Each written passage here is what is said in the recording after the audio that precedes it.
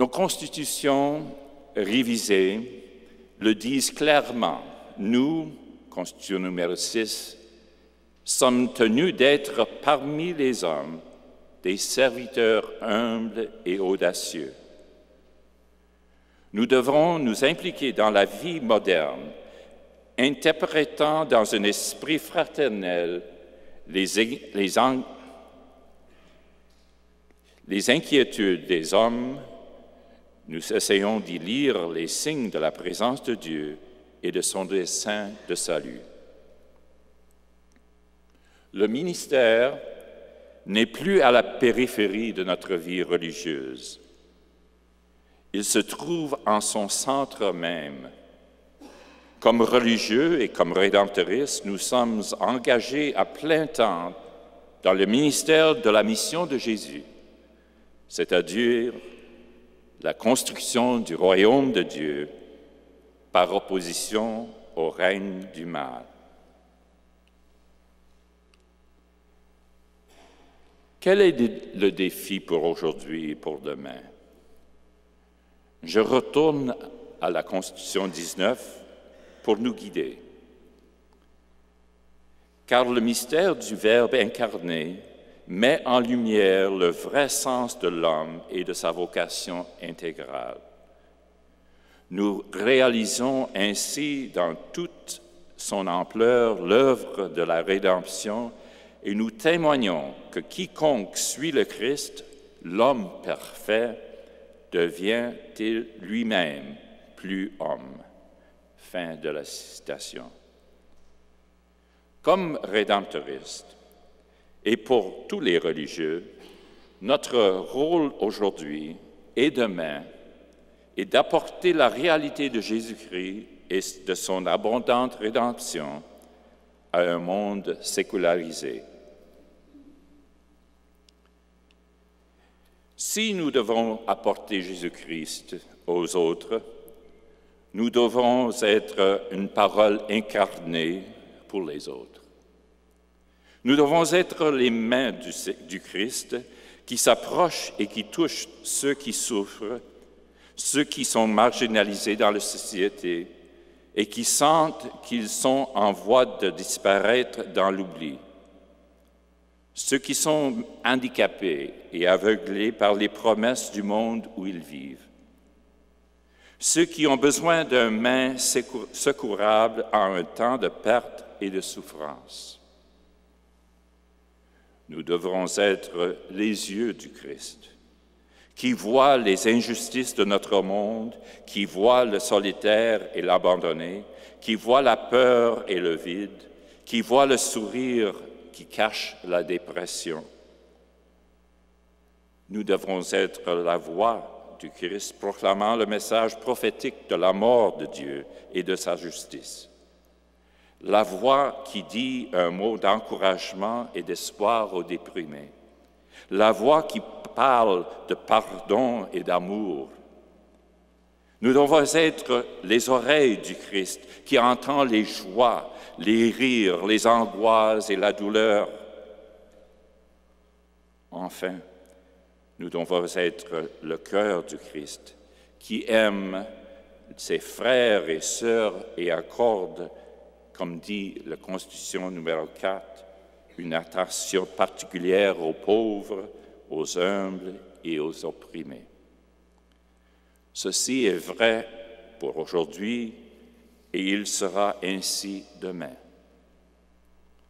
Saint Paul disait en 2 Corinthiens, « Vous êtes maintenant une lettre du Christ, écrite non avec de l'encre, mais avec l'Esprit de Dieu vivant, non sur des tables de pierre, mais sur des tables de chair sur vos cœurs. »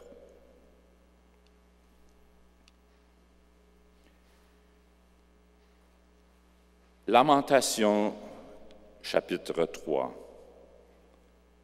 Les bontés du Seigneur ne sont pas finies.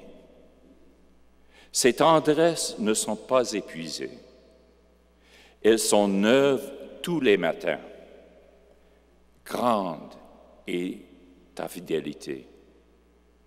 Ma part, c'est le Seigneur. me dis-je, c'est pourquoi j'espérerai en lui.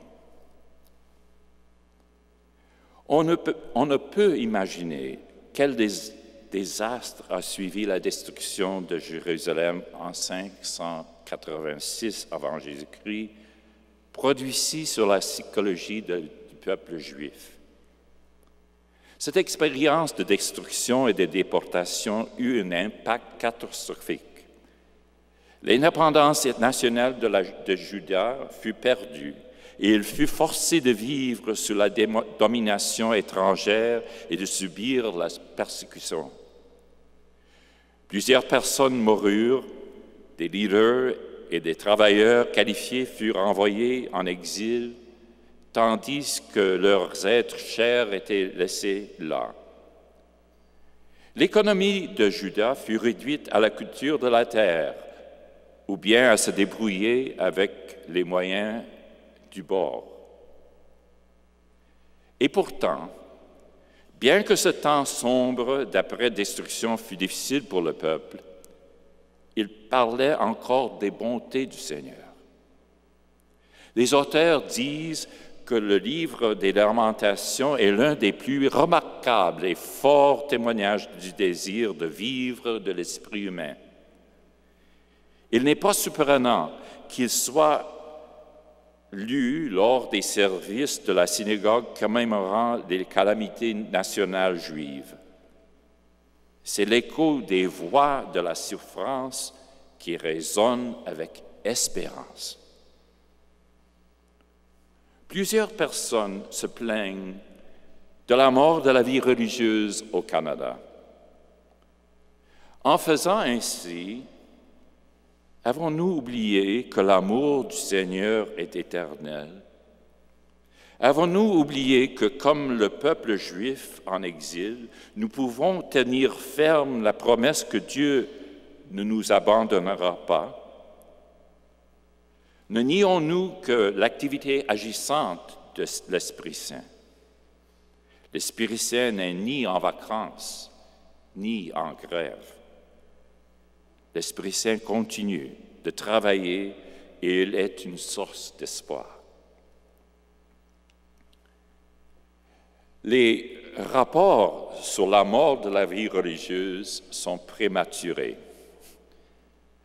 Pour citer Sandra Schneiders, je cite, « Ce temps-ci est celui d'une mort nécessaire de certains aspects de la vie religieuse.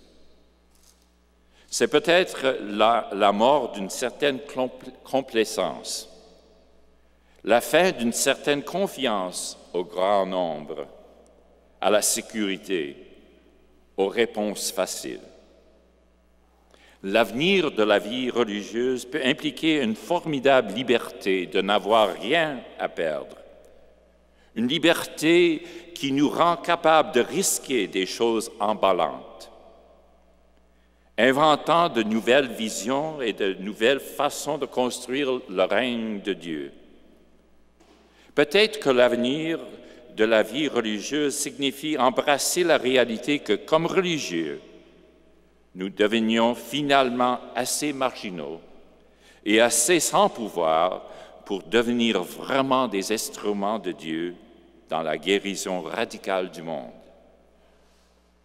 Après tout, ce n'est qu'à travers la mort que vient la résurrection. » Fin de la citation. Le Seigneur des situations qui inspire ce qu'il faut dire et qui ouvre les cœurs. La Constitution numéro 10.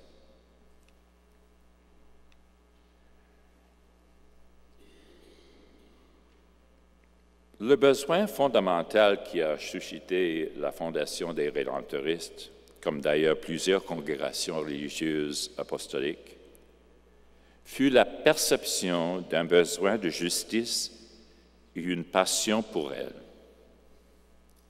Pour saint Alphonse, notre fondateur, cela s'est réalisé dans le partage de l'amour inconditionnel de Dieu avec les pauvres et les bergers et chevriers illettrés de Scala, dans le sud d'Italie.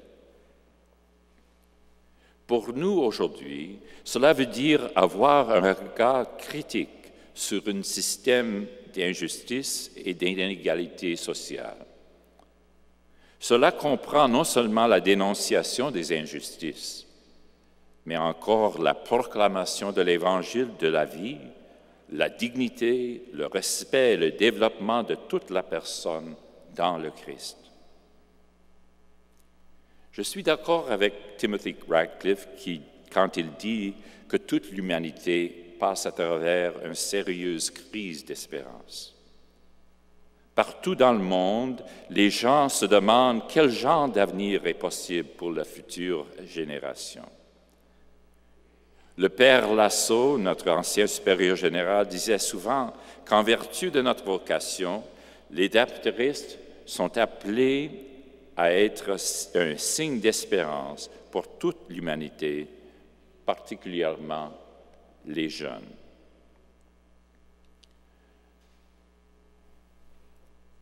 Nous ne pouvons dire un message d'espoir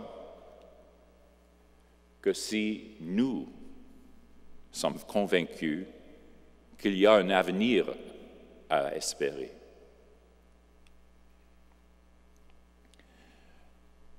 Je laisse à Père Bois le soin de développer davantage ce point dans son allocution de cet après-midi. Je vais me borner pour le moment à citer notre Constitution numéro 10, qui dit que les membres sont toujours prêts à rendre compte de l'espérance qui est en eux. Je crois que cela est particulièrement vrai en temps de crise. Dieu aime tous les hommes et il veut que toute l'humanité soit rassemblée dans le royaume. Nous avons été envoyés pour proclamer cette bonne nouvelle dans l'espérance du ressuscité qui nous pousse.